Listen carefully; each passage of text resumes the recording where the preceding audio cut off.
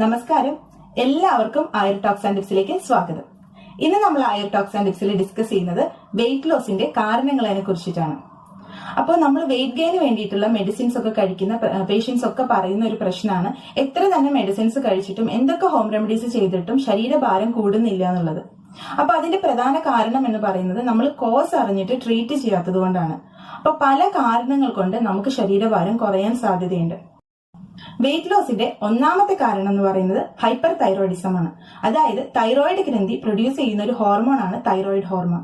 ഈ ഹോർമോൺ അമിതമായിട്ട് പ്രൊഡ്യൂസ് ചെയ്യുന്ന ഒരു അവസ്ഥയെയാണ് ഹൈപ്പർ തൈറോയിഡിസം എന്ന് പറയുന്നത്. അപ്പൊ ഹൈപ്പർ തൈറോയിഡിസം ഉള്ള പേഷ്യൻസിൽ കൂടുതലായിട്ട് ഇതുപോലെ തന്നെ വെയിറ്റ് ലോസ് കാണാറുണ്ട്. അതായത് അവരുടെ ശരീരത്തിൽ മെറ്റബോളിസത്തിനെ എഫക്ട് ചെയ്ത് അവർ കഴിക്കുന്ന എന്ത് ഭക്ഷണമാണെങ്കിലും അതിലെ കാലറീസ് എല്ലാം തന്നെ ബേണപ്പ് ചെയ്ത് പോവുകയാണ് ചെയ്യുന്നത്. അങ്ങനെ വരുന്ന കേസിൽ എത്ര തന്നെ പോഷകപ്രദമായിട്ടുള്ള ആഹാരം കഴിച്ചാലും ശരി, അതൊന്നും തന്നെ അവരുടെ ശരീരത്തിൽ കാണാതിരിക്കുക, എക്സസീവ് ആയിട്ടുള്ള വെയിറ്റ് ലോസ് ഉണ്ടാവുക. ഇതാണ് ഒന്നാമത്തെ കാരണം. രണ്ടാമത്തേതെന്ന് പറയുന്നത് ഡയബറ്റീസ് ആണ്. ഡയബറ്റീസ് ഉള്ള രോഗികളിൽ രണ്ട് തരത്തിൽ കാണാറുണ്ട്. ഒന്നെന്ന് പറയുന്നത് അമിതഭാരം, രണ്ടെന്ന് പറയുന്നത് അമിതമായിട്ട് വെയിറ്റ് ലോസ് ഉണ്ടാവുക. അമിതഭാരം കാണുന്നത് കൂടുതലും ട്രീറ്റ്മെന്റ് എടുക്കുന്ന ഡയബറ്റീസ് രോഗികളിലാണ്. അതേസമയം ക്ഷീണം, അതായത് വെയിറ്റ് ലോസ് ഉണ്ടാവുന്നത് ഡയബറ്റീസ് രോഗികൾ അമിതമായിട്ട് ഡയറ്റ് ചെയ്യുമ്പോൾ, അതായത് അമിതമായിട്ട് ഭക്ഷണം കൺട്രോൾ ചെയ്യുക. അപ്പൊ ഡയബറ്റീസ് ഉണ്ടെന്ന് വിചാരിച്ചിട്ട് അമിതമായിട്ട് ഭക്ഷണം കൺട്രോൾ ചെയ്യുക, അതുപോലെ തന്നെ അമിതമായിട്ട് എക്സസൈസ് ചെയ്യുക, അങ്ങനെയുള്ളവരുടെ കേസിൽ, ഡയബറ്റീസ് രോഗികളുടെ കേസിൽ വെയിറ്റ് ലോസ് ഉണ്ടാവാറുണ്ട്. അതുപോലെ തന്നെ ഡയബറ്റീസിന്റെ കൂടെ തന്നെ റീനൽ ഫെയിലിയർ ഉണ്ടെങ്കിൽ, അതുപോലെ തന്നെ TB ഉണ്ടെങ്കിൽ, അങ്ങനെയുള്ളവരുടെ കേസിലും വെയിറ്റ് ലോസ് ഉണ്ടാവാറുണ്ട്. മൂന്നാമത്തെ കാരണം എന്ന് പറയുന്നത് ആമവാദമാണ്, റുമറ്റോയ്ഡ് ആർത്രൈറ്റിസ്. ആമവാദം എന്ന് പറയുന്നത് ഒരു ഓട്ടോ ഇമ്മ്യൂൺ ഡിസീസ് ആണ്. അതായത് നമ്മുടെ ശരീരത്തിലെ നല്ല കോശങ്ങളെ നമ്മുടെ ഇമ്മ്യൂൺ സിസ്റ്റം തന്നെ നശിപ്പിച്ചു കളയുന്ന ഒരു അവസ്ഥയാണ് ഓട്ടോ ഇമ്മ്യൂൺ ഡിസീസ് എന്ന് പറയുന്നത്. അത്തരത്തിലുള്ള ഓട്ടോ ഇമ്മ്യൂൺ ഡിസീസസിന്റെ ഒരു എക്സാമ്പിൾ ആണ് ആമവാദം. അപ്പൊ ആമവാദ രോഗികളിൽ മറ്റ് ലക്ഷണങ്ങളുടെ കൂടെ തന്നെ ഉണ്ടാകുന്ന വളരെ പ്രധാനപ്പെട്ട ഒരു ലക്ഷണമാണ് ശരീരം ക്ഷീണിച്ചു പോവുക എന്നുള്ളത്. നാലാമത്തെ കേസ് എന്ന് പറയുന്നത് IBS ആണ്, അതായത് irritable bowel syndrome. Irritable bowel syndrome രണ്ട് രീതിയിൽ ഉണ്ടാവാറുണ്ട്. കോൺസ്റ്റിപ്പേഷൻ ടൈപ്പായിട്ട് മലബന്ധത്തിനോടനുബന്ധിച്ചും അതുപോലെ തന്നെ ഡയറിയയുടെ കൂടെ ഉണ്ടാവാറുണ്ട്. ഈ രണ്ട് കേസിലും തന്നെ പേഷ്യൻസിൽ ഉണ്ടാകുന്ന ഒരു ലക്ഷണമാണ് ശരീരം വല്ലാതെ മെലിഞ്ഞു പോവുക എന്നുള്ളത്. ഇതുവരെ നമ്മൾ പറഞ്ഞത് ഫിസിക്കൽ ആയിട്ടുള്ള അസുഖങ്ങളെ കുറിച്ചിട്ടാണ്. അഞ്ചാമത്തേതെന്ന് പറയുന്നത് ഡിപ്രഷൻ ആണ്. ഡിപ്രഷൻ ഉള്ള രോഗികളിൽ കാണുന്ന വളരെ കോമൺ ആയിട്ടുള്ള സിംറ്റം ആണ് വെയിറ്റ് ലോസ് എന്ന് പറയുന്നത്. അവർ എത്ര തന്നെ ആഹാരം നല്ല രീതിയിൽ കഴിച്ചാലും ശരി, അവർക്ക് ഈ ഡിപ്രഷന്റെ പ്രശ്നം ഉള്ളത് കൊണ്ട് തന്നെ കഴിക്കുന്ന ആഹാരം ഒന്നും തന്നെ അവരുടെ ശരീരത്തിൽ വേണ്ട രീതിയിൽ അബ്സോർപ്ഷൻ നടക്കില്ല. അപ്പൊ അതുകൊണ്ട് തന്നെ അവരുടെ കേസിൽ വെയിറ്റ് ലോസ് ഉണ്ടാവാറുണ്ട്.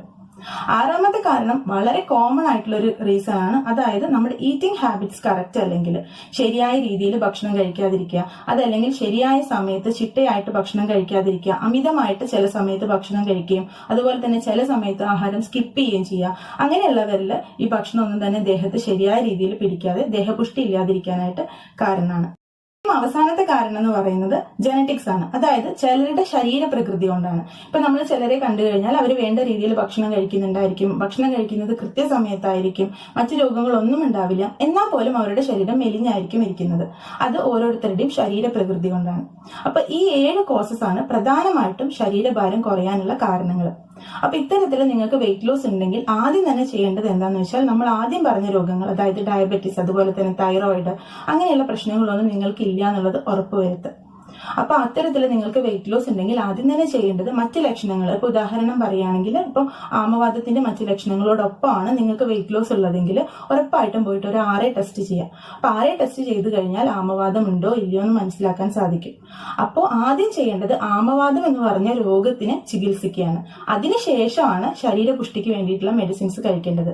അതല്ലാതെ ആമവാദം ഉള്ള ഒരാള് ആമവാദത്തിന് ട്രീറ്റ് ചെയ്യാതെ ശരീരപുഷ്ടിക്ക് വേണ്ടിയിട്ടുള്ള മരുന്നുകൾ കഴിക്കുന്നത് കൊണ്ട് അവർക്ക് ഒരിക്കലും ദേഹപുഷ്ടി ഉണ്ടാവില്ല. ആമവാദത്തിന്റെ കേസ് പറഞ്ഞതുപോലെ തന്നെയാണ് ഡയബറ്റീസിന്റെയും അതുപോലെ തന്നെ തൈറോയിഡിന്റെയും ഒക്കെ കേസിൽ. അതായത് ആ രോഗങ്ങൾ ട്രീറ്റ് ചെയ്ത് മാറിയതിനു ശേഷം മാത്രം നിങ്ങൾ ദേഹപുഷ്ടിക്ക് വേണ്ടിയിട്ടുള്ള മെഡിസിൻസ് കഴിക്കുക. എന്നാൽ മാത്രമേ നമ്മുടെ ശരീരത്തിന് അത് കറക്റ്റായിട്ട് എഫക്റ്റീവായിട്ട് പ്രതികരിക്കാനായിട്ട് സാധിക്കുള്ളൂ, അല്ലെങ്കിൽ എഫക്റ്റീവായിട്ട് അതിന്റെ ഗുണം നമ്മുടെ ശരീരത്തിന് കിട്ടുകയുള്ളൂ. പിന്നെ മറ്റൊരു കാര്യം എന്ന് പറഞ്ഞാൽ ഇപ്പൊ ഡയബറ്റീസിന്റെ ഒക്കെ ചിലരിൽ കാണുന്ന ഒരു പ്രധാന ലക്ഷണം എന്ന് പറയുന്നത് വെയിറ്റ് ലോസ് ആണ്. പക്ഷേ ഡയബറ്റീസിന്റെ കേസിൽ വെയിറ്റ് ഗെയിനിന് വേണ്ടിയിട്ട് നമ്മൾ യൂസ് ചെയ്യുന്ന പല ലേഹ്യങ്ങളും ഉപയോഗിക്കാനായിട്ട് പറ്റില്ല. ഒട്ടുമിക്ക ലേഹ്യങ്ങളും തന്നെ ഉപയോഗിക്കാൻ പറ്റില്ല. കാരണം ലേഹ്യങ്ങളൊക്കെ തന്നെ ഉണ്ടാക്കുന്നത് ഘൃതം അതുപോലെ തന്നെ മധുരം ഒക്കെ ചേർത്തിട്ടാണ്. അപ്പൊ അതുകൊണ്ട് തന്നെ ഒട്ടുമിക്ക ലേഹ്യങ്ങളും ഡയബറ്റീസ് അതുപോലെ തന്നെ ഹാർട്ട് പ്രോബ്ലം അതുപോലെ കൊളസ്ട്രോൾ ഒക്കെ ഉള്ളവർക്ക് ഉപയോഗിക്കാനായിട്ട് പറ്റില്ല.